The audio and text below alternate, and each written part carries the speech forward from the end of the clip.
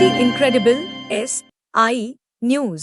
नमस्कार, आप देख रहे हैं SI न्यूज। मैं हूं वर्षा रावत। गोरखपुर से इस वक्त की बड़ी खबर, जहां गघा थाना क्षेत्र के ब्रईपार निवासी मुस्ताक अली की संदिग्ध हालात में मौत पर बवाल बढ़ गया है। मृतक की पुत्री शहनाज बानो ने आरोप लगाया कि उनके पिता ने कोतवाल को 50,000 रुपए दिए थे और 15 अगस्त को थाने जाने के बाद रहस्यमय तरीके से उनकी हत्या कर दी गई। परिवार का कहना है कि मोटरसाइकिल थाने में खड़ी मिली, शव को जल्दबाजी में पोस्टमार्टम भेजा गया और FIR भी दबाव में दर्ज हुई। शहनाज ने कोतवाल पर पूरे मामले को दबाने का आरोप लगाते हुए निलंबन और आरोपितों पर कार्रवाई की मांग की है। SSP से यहाँ पे कार्यालय मुलाकात करने आए। देखिए, SSP साहब से हम लोग कार्यालय पे मुलाकात करने आए थे। गगहा में एक घटना हुई है। मुस्ताक अली 48 वर्ष थे, पान की दुकान करते थे और उनकी मॉब लिंचिंग करके 15-20 लोगों ने लाठी से, डंडे से तब तक मारा जब तक कि वो मर नहीं गए और घंटों मारा उनको, और सुबह उनकी लाश मिलती है। उनकी मॉब लिंचिंग करके हत्या की जाती है। वहाँ का थानाध्यक्ष संदिग्ध है और ये कहा जाए कि वो हत्यारों को भी बचा रहा है। उसने क्या किया कि वो अपनी बेटी, ये मौजूद हैं शहनाज, उनके अपनी बेटी से कह के गए कि थानेदार ने पैसा मांगा है, हम जा रहे हैं उसको पैसा देने या पैसा लेने, ये कह के वो घर से गए 15 अगस्त को। और जब वो थाने पहुंचे और थाने से वो घर नहीं आए, जब घर नहीं आए तो घर वाले परेशान हुए। 4 बजे भोर में इनके पास एक कॉल आती है और उसका नंबर भी है। वो कॉल 860 17 82 475 से 4:11 पे एक बेटी के मोबाइल पे फोन आता है कि ऐसा है कि तुम अपने बाप को आके ले जाओ। तो कह रहे कौन बोल रहे हैं, कहाँ है? अभी ये पूछ रही थी, फोन कट गया। फिर 6:54 पे एक कॉल आती है, 81 27 77 85 19। इससे कॉल आती है कि आओ अब तुम अपने बाप की लाश लेके जाओ।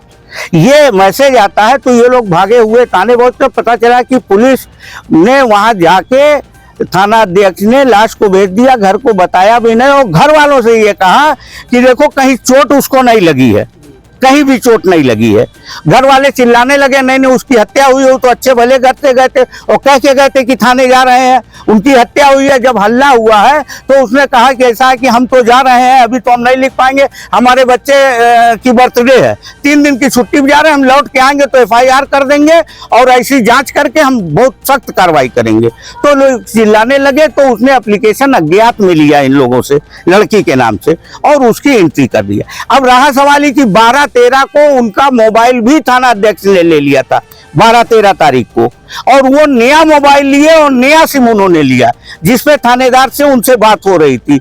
और उनका भी नंबर हमारे पास है, जो पुराना नंबर था जो इन्होंने लिया 81 27 0 12 483, ये थाना अध्यक्ष ने लिया।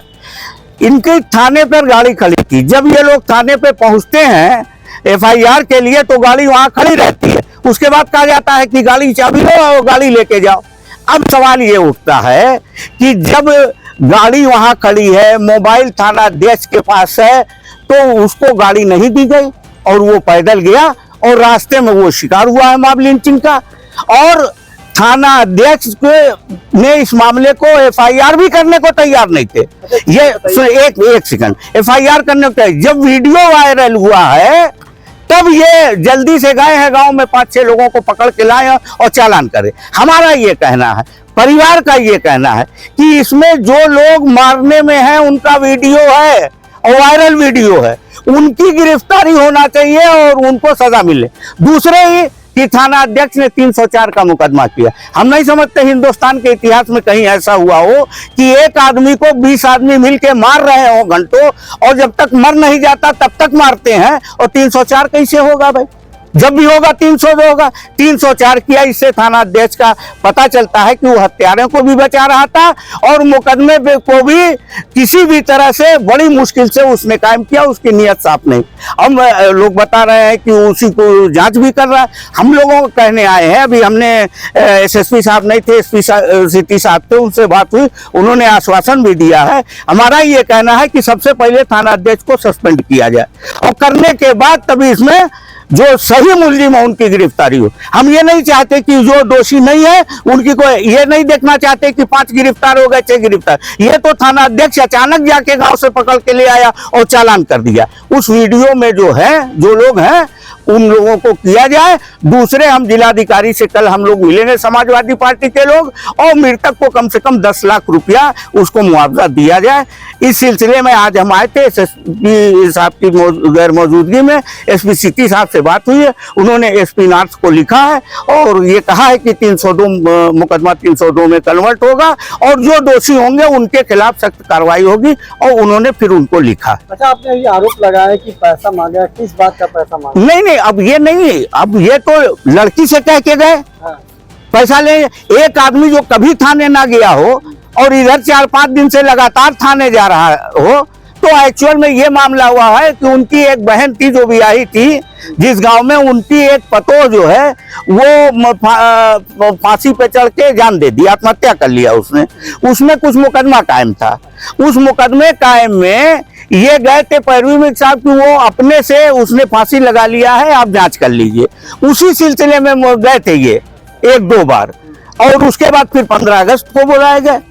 तो और हम ये कहते हैं किसी वजह से गए। उनकी मोटरसाइकिल थाने में थी, चश्मदीद गवाह है, और मोबाइल उन्हीं के पास है, ये भी साफ है। वो अपने परिवार से भी कह चुके हैं। तो ले जा, वहां का थाना अध्यक्ष पूरी तरह से हमारा ये है कि उनको सस्पेंड करके इसकी पूरी जांच की जाए। अगर थाना अध्यक्ष भी दोषी हैं तो उनके खिलाफ भी कार्रवाई हो, वरना इस तरह की घटना की पुनरावृत्ति, ये मुख्यमंत्री जी का जिला है ना। मुख्यमंत्री जी के जिले में इतना बड़ी घटना को हजम कर दिया थाना अध्यक्ष, ये कितनी बुरी बात होगी। वो तो कहीं ये वीडियो वायरल ना होता तो वो हजम कर दे जाता इस मॉब लिंचिंग को भी। तो हम लोगों की ये मांग है, और हम ये कहेंगे कि सरकार इनको 10 लाख रुपए का मुआवजा दे। ठीक है, कार्यालय आई हुई थी, क्या मामला है कि मांग को लेकर मिलना है? सर, हमारे अब्बू 3 दिन से पैसे के मैटर में थाने में जा रहे थे, उसी एसओ के पास। हाँ, बोल रहे हैं जब उस दिन 15 अगस्त को सुबह घर से निकले, बोल रहे हैं हम जा रहे हैं थाने में, हमें एसओ साहब बुलाए हैं, अरे शाम हो जाना तो तुम लोग मेरा खुद मत करना। और उसी जब शाम हो गया तो रात में सुबह भोर में 4 बजे हमारे पास कॉल आया, बोला कि आप कौन बोल रही हो? तो मैं बोले मुश्ताक अली आपका क्या लगते हैं? मैं बोले उनकी लड़की लग रही हूँ। क्या बात है? बोला आकर इनको ले जाइए, हम टेठौली गांव से बोल रहे हैं। तो फिर कॉल अपना कट दिया। फिर हम लेके गार्जियन और ढूंढ रहे हैं। सर, हमारे पास कोई गार्जियन, कोई जिम्मेदार नहीं है। मेरा घर का वही मुखिया थे, वही घर परिवार मेरा सर चलाते थे। अब कौन जिम्मेदार मेरा बनेगा सर? मैं उनकी बड़ी लड़की, मेरी भी शादी हो चुकी है, मेरी मम्मी बाहर और कहीं जाती नहीं है। कितने भाई बहन हैं? मेरे 2 भाई है, 2 बहन, मैं बड़ी, मेरा भाई पहले बड़ा है, फिर उसके बाद मैं हूँ, फिर मेरा छोटा भाई है। करते थे आपके? पान की कुर्सी पर वहीं पर बैठते थे। घर से कितनी दूर पे इनके साथ ये हादसा हुआ? वो गांव कहाँ है? आपके घर से कितनी दूर है जहाँ पे उनकी लाश मिली? दूर होगा, अंदाजा कुछ बताइए। अच्छा, क्या चाहती है आप? सर, हम यही चाहते हैं जैसे हमारे अब्बू के साथ वो लोग घटना की, हमको बस न्याय मिलना जरूरी है, हमको बस न्याय चाहिए। किसी को पहचानती हैं उसमें से आप जिन लोगों ने मारा है? नहीं सर, मैं किसी को नहीं पहचानती हूँ।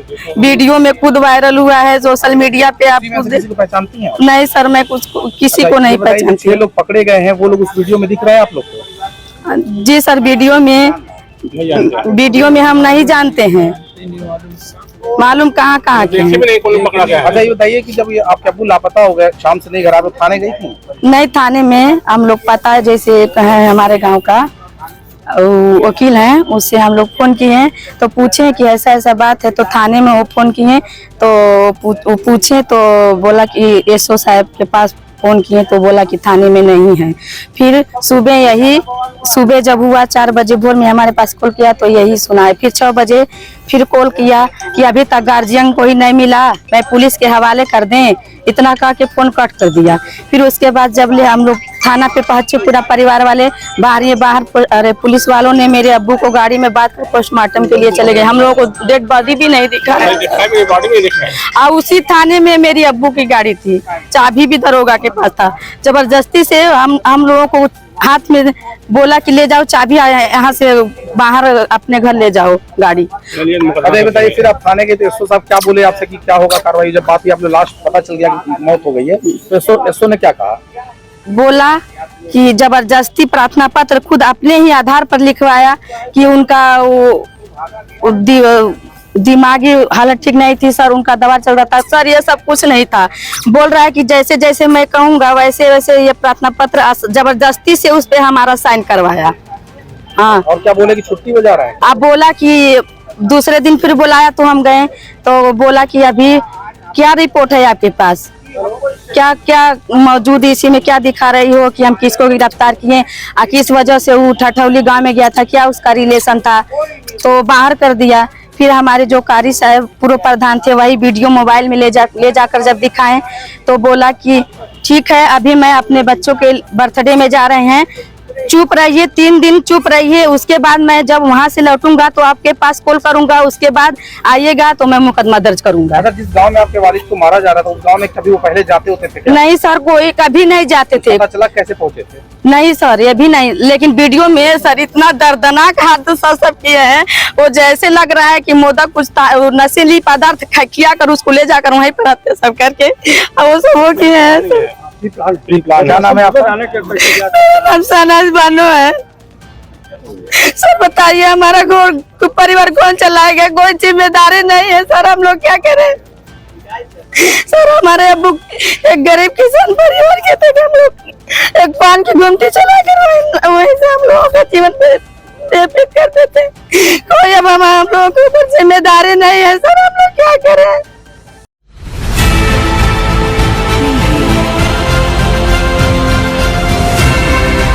और नीचे जो वो सब्सक्राइब का बटन है ना, उसको हिट करो, जल्दी से करो सब्सक्राइब।